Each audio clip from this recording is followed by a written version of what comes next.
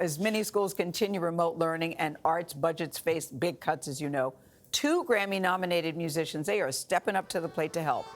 Black Violin is a group. They're teaching kids all around the country to quote one of their hit songs. They're proving the impossible is possible. That is true. Manuel Bojorquez shares their story as part of our series, A More Perfect Union, showing once again that what unites us as Americans is far greater than what divides us. We can do anything.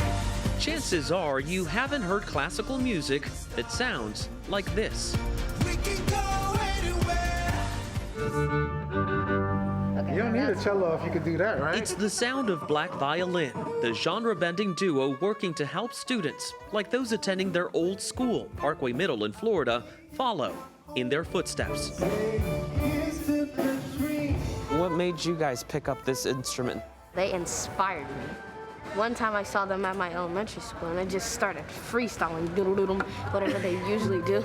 And I was like, wow, they sound great. Slide all the way up. You in the back right there. Black Violin's Kev Marcus and Will Baptiste grew up in working-class neighborhoods in Fort Lauderdale. At first, neither had any interest in playing a string instrument. I wanted to play the saxophone and they put me in the wrong class. True story.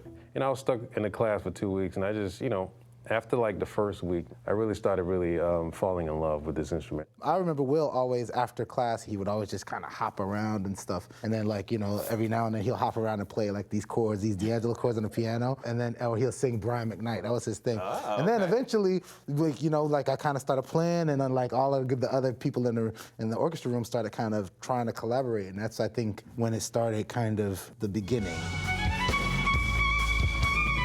Those early orchestra jams, blending hip-hop and classical music, became the hallmark of Black Violin's sound, launching a career that's seen them perform for the Obama family and with the National Symphony Orchestra, with Marcus and Baptiste shattering stereotypes along the way. I mean, we're big black guys, We're we should be playing basketball or football. No one ever expects us to play violin. And so when you do something that you're not supposed to do, you can change the way people see you. Yeah, music saves us in a lot of ways. And now I think we pay that forward. Nice. To pay it forward, the duo conducts workshops for students from low-income backgrounds. See, there we go.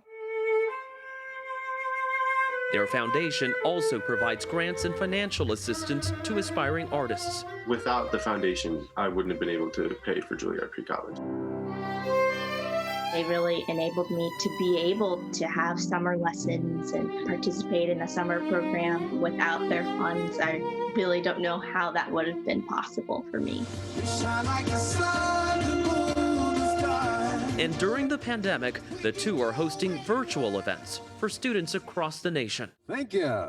Really amazing music. I really loved it. Amazing cannot describe the type of music I just heard. We're showing representation, we're showing creativity, and then they react that way. It's almost just sort of a reminder of how important what we do is. Like I couldn't go this way. Do you see yourselves reflected in these kids? Absolutely. And that's why we wake up in the morning and perform for these kids, because we see ourselves in these kids and they see themselves in us.